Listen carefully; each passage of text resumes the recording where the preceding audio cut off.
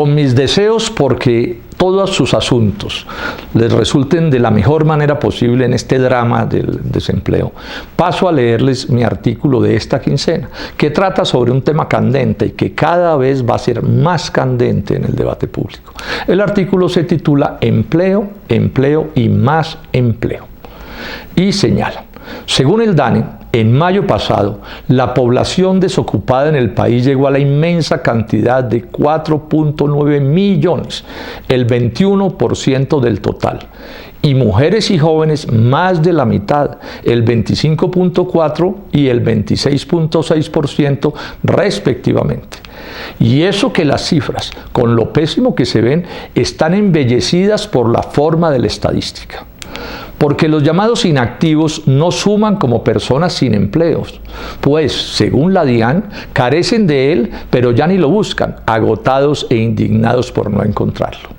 Y estos crecieron en el último año de 14,5 a 17.8 millones.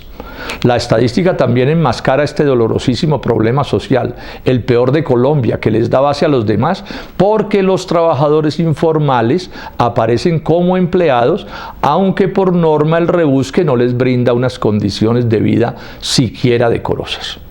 Y la informalidad colombiana aparece entre las mayores del mundo.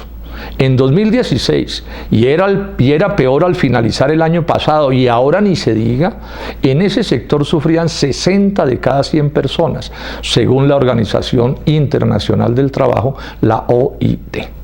Y también suaviza la apariencia del desempleo nacional que 5 millones de compatriotas hayan tenido que irse a otros países, donde sí consiguieron los empleos que les negaron aquí y han dejado la merecida fama de ser excelentes trabajadores.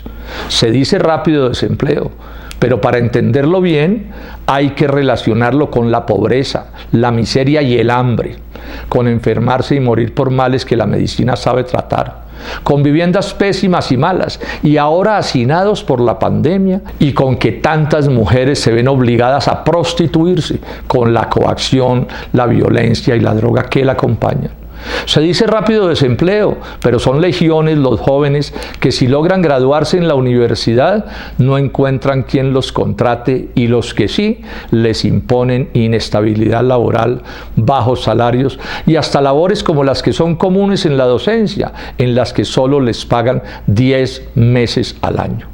Se dice rápido desempleo, pero se pasa por alto qué significa ser viejos y enfermos y además pobres o paupérrimos porque no pudieron pensionarse. El desempleo implica además, y de esto tan grave se habla muy poco, que no se supere el subdesarrollo nacional, el mismo fenómeno que lo causa, porque impone rebusques de baja o nula productividad, lo que también lastra la creación de más y mejor riqueza, bases insustituibles del empleo y el progreso de los países.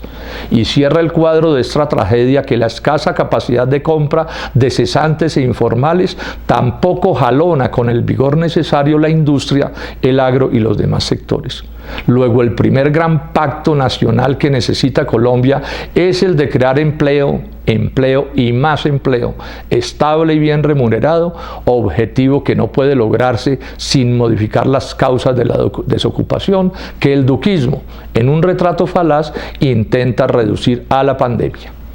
Entre las fallas graves de Duque en el manejo de la pandemia está no proponerse que el Estado respalde con mayores recursos a los ciudadanos y a la actividad económica, como desde Keynes se sabe que debe hacerse en una crisis como esta, entre otras razones, para aumentar la capacidad de compra y la producción generadoras del empleo que a su vez las respalda. Pero sin medidas adicionales, como lo prueba la experiencia de los 30 años anteriores en Colombia, más gasto se convierte en mayores importaciones que no solo no estimulan la producción en el país, sino que le hacen daño. Y se probó también que la ortodoxia neoliberal significa que los ingresos por minería y deuda externa se usan para destruir producción y trabajo nacional porque financian las compras externas excesivas y tampoco estimulan las exportaciones. En el debate sobre estas soluciones, no es serio entonces que se prohíba mencionar entre las causas de la crisis la apertura de los 90 y los TLCs, que nos arrebataron, y esto lo saben los conocedores, uno a uno todos los instrumentos que usaron los países que sí desarrollaron sus economías de mercado, en tanto nos ofrecieron reemplazarlos con falacias y baratijas, como demostró la experiencia.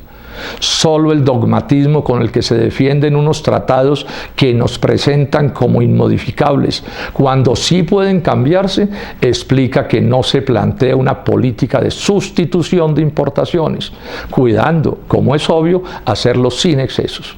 Coletilla. Aurelio Suárez calculó que el aporte del gobierno por la pandemia es de 320.000 pesos por persona al mes y por solo 3 meses, es decir, 95 centavos de dólar al día. Y debe saberse que el Banco Mundial pone el ingreso del pobre en $5,50 diarios. Bogotá, 3 de julio de 2020. Muchas gracias.